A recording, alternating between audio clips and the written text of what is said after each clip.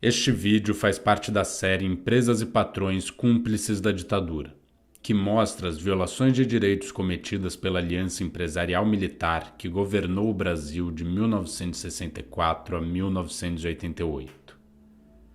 Muitas empresas continuaram violando direitos e conspirando contra o sistema democrático brasileiro. Aos 60 anos do golpe de 64, é necessário afirmar o direito à memória, verdade, justiça e reparação, contra a impunidade, no passado e no presente, dos militares e seus cúmplices civis.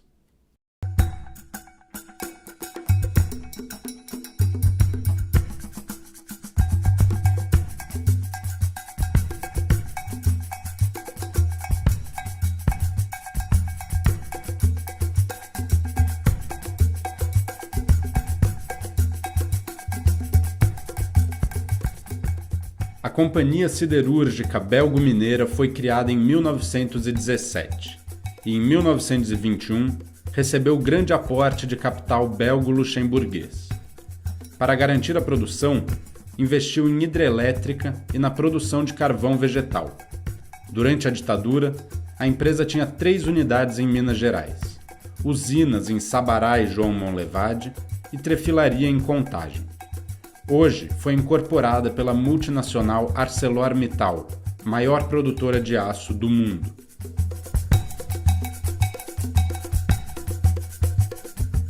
Executivos da empresa se engajaram na conspiração para o golpe de 64 e apoiaram as intervenções da ditadura nos sindicatos.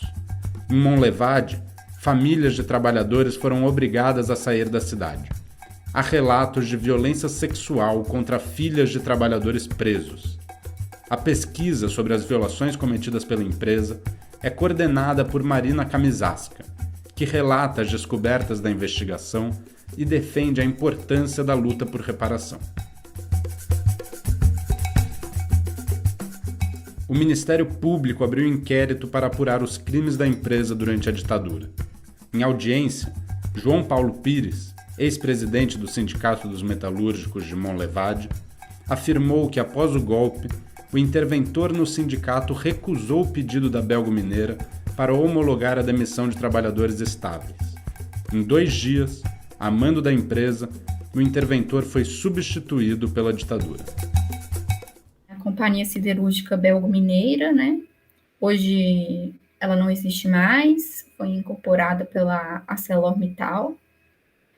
Ela foi criada em 1917, no Brasil.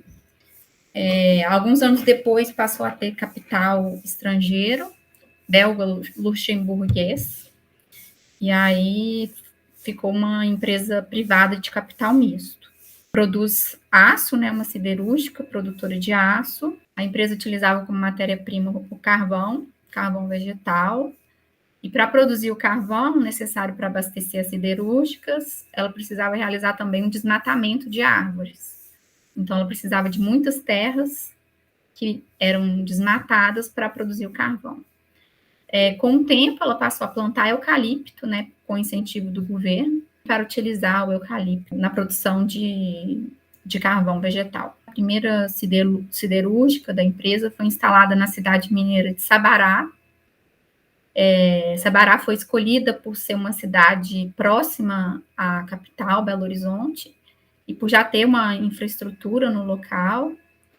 Posteriormente, eles construíram outra usina no então distrito de João Monlevade, que na época pertencia a Rio Piracicaba, na década de 30, e depois virou uma cidade, né, foi emancipada, mas na região não existia infraestrutura. Então, lá em João Monlevade, foi preciso que a empresa construísse casas, escola, hospital, tudo para que os seus empregados tivessem infraestrutura para residir no local. E, posteriormente, na década de 60, ela transfere uma parte da trefilaria, que ficava localizada em João Monlevade, ela transfere para a cidade de Contagem, que é uma cidade na região metropolitana de Belo Horizonte. Então, no período estudado, existiam essas 3 unidades. Os indícios da cumplicidade da empresa com a ditadura militar são muitos. O primeiro deles que a gente notou com a pesquisa foi a participação de membros da diretoria da empresa nas reuniões preparativas para o golpe. Então, diretores da Bel Mineira participaram de reuniões ocorridas no edifício Acaiaca, né? A famosa reunião do Acaiaca contou com a participação de membros da Bel. Então, ela já estava envolvida com o regime militar desde o início, né? Desde da conspiração, vamos dizer assim, para a deflagração do golpe de 64. Logo após o golpe, a empresa conta com o apoio do Exército e da polícia para forçar seus trabalhadores em João Molevade a assinarem um pedido de demissão. Então, com o uso da violência policial, ela força um grande número de trabalhadores a pedir demissão, e esses trabalhadores são expulsos da cidade, são obrigados a sair, porque a casa pertencia à empresa, né? Então, alegando que eles eram subversivos, ela força esses trabalhadores a assinar um pedido de demissão.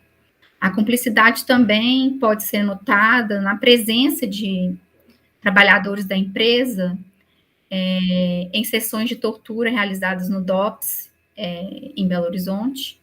A pesquisa localizou a presença de um funcionário da empresa nessas sessões de tortura realizadas, então por aí também você vê como a relação era estreita entre o regime e a empresa.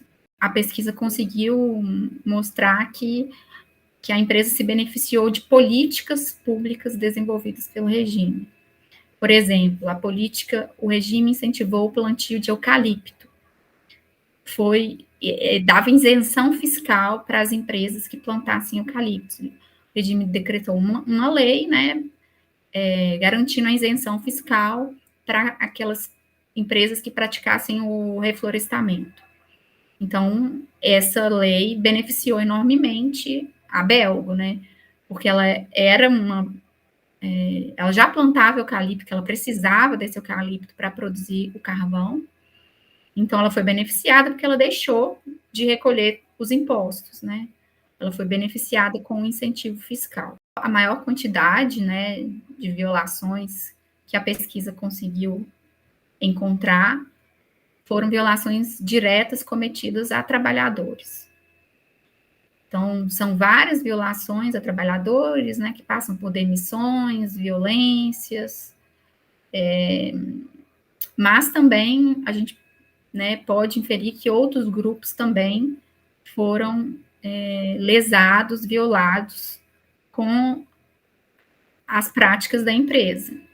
Por exemplo, a população camponesa que vivia em muitas áreas de terras em Minas Gerais, que, com incentivo ao plantio de eucalipto, né, passou a ser expulsa dessas áreas para dar lugar ao eucalipto. Então, populações nativas das regiões, há indícios que elas também possam ter sofrido com as práticas adotadas pela empresa. Esse ano é um ano importante na luta por reparação. Se rememora, né, os 60 anos do golpe civil-militar que implantou uma ditadura no Brasil. Né, a gente vê que realmente foi um golpe civil-militar que contou com a participação de muitos civis, dentre eles tantos membros dessas empresas, né?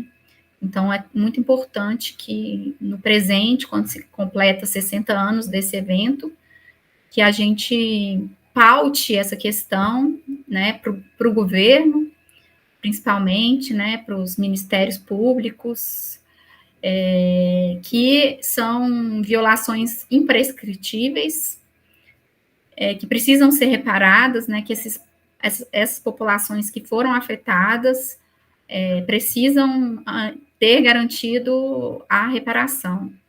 Então, eu acho que é um momento que a gente pode lutar por isso, né, e lembrar desses eventos num ano tão importante.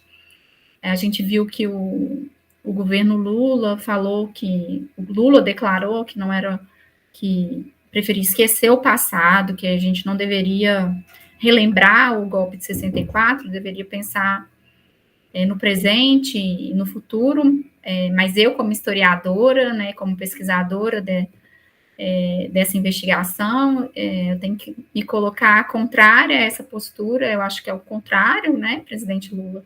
A gente precisa lembrar para que a gente não repita os mesmos erros cometidos no passado, né? Enquanto a gente não lembra, quando a gente apaga o passado, passa uma borracha no passado, a gente vê essas mesmas violações continuando sendo cometidas, né? Não são violações que acabaram e tiveram fim com o fim da ditadura. Infelizmente, as pessoas continuam, os trabalhadores, as populações minoritárias continuam tendo seus direitos violados, exatamente porque a gente não fez esse processo, né, de justiça, de memória, de reparação, tão importante para a sociedade brasileira.